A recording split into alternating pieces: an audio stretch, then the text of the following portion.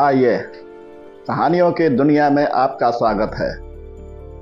नमस्कार मित्रों, मैं हूं डॉक्टर राम जी भाई। आपके लिए एक छोटी सी कहानी लेकर आया हूं। राजा हर्षवर्धन युद्ध में हार गए। कड़ियों में जीते हुए पड़ोसी राजा के सम्मुख पेश किए गए। पड़ोसी देश का राजा अपनी जीत से बहुत प्रसन्न था और उसने हर्षवर्धन के सम्मुख एक प्रस्ताव रखा कि यदि तुम एक प्रश्न का उत्तर हमें दे दो, हम तुम्हारा जीता हुआ राज्य लौटा देंगे, अन्यथा पूरे उम्र भर कैद के लिए तैयार रहो। प्रश्न है, एक स्त्री को सचमुच में क्या चाहिए होता है? इसके लिए तुम्हारे पास 1 महीने का समय है। हर्षवर्धन ने यह प्रस्ताव स्वीकार कर लिया।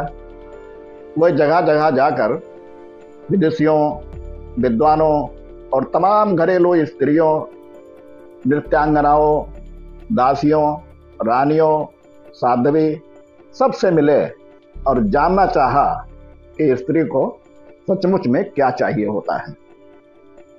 किसी ने सोना, किसी ने चांदी, किसी ने हीरे जवाहरात, किसी ने प्रेम प्यार, किसी ने बेटा, किसी ने पति, किसी ने पिता और परिवार, तो किसी ने राजपाट और सन्यास की बातें बताई। मगर हर्षवर्धन को संतोष न हुआ। महीना बीतने को आया और हर्षवर्धन को कोई संतोषजनक जवाब नहीं मिला।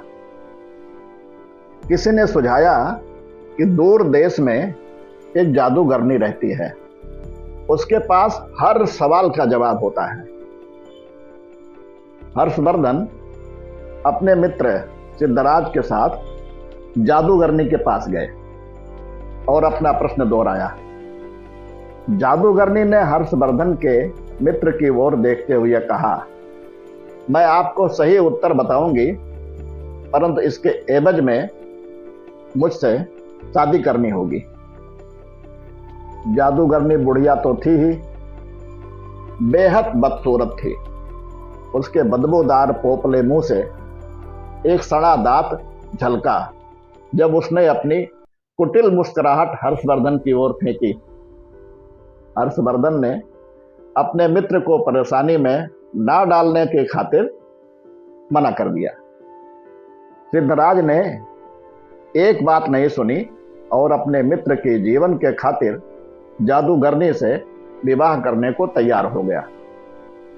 तब जादूगरनी ने उत्तर बताया, स्त्रियां स्वयं निर्णय लेने में आत्मनिर्भर बनना चाहती हैं। यह उत्तर हर्षवर्धन को कुछ जम गया। उसी राज्य के राजा ने भी इसे सही उत्तर स्वीकार कर लिया और उसने हर्षवर्धन को उनका राज्य लौटा दिया। इधर जादूगरनी से सिद्धराज का विवाह हो गया। जादूगरनी ने मध्य रात्रि को अपने पति से कहा, क्योंकि तुम्हारा हृदय बड़ा पवित्र है और अपने मित्र के लिए तुमने इतनी बड़ी कुर्बानी दी है, अतः मैं 24 घंटे में 12 घंटे तो रूपसी के रूप में रहूंगी और बाकी के 12 घंटे अपने सही रूप में। बताओ तुम्हें क्या पसंद है? सिद्धराज ने कहा, प्रिय, मैंने तुमसे शादी की है, अब यह निर्णय तुम्हें ही करना है। पत्नी के रूप में स्वीकार किया है और तुम्हारा हर रूप मुझे पसंद है। जादूगरनी यह सुनते ही रूपसी बन गई। उसने कहा, क्योंकि तुमने निर्णय मुझ पर छोड़ दिया है तो मैं अब हमेशा सुंदर रूप में रहूंगी। दरअसल मेरा असली रूप ही यही है। बदसूरत बुढ़िया का रूप तो मैंने अपने आसपास से दुनिया के कुटिल लोगों को दूर करने के लिए धरा हुआ था। अर्थात जो लोग पत्नी को घर की मालकिन बना देते हैं वह अक्सर सुखी देखे जाते हैं।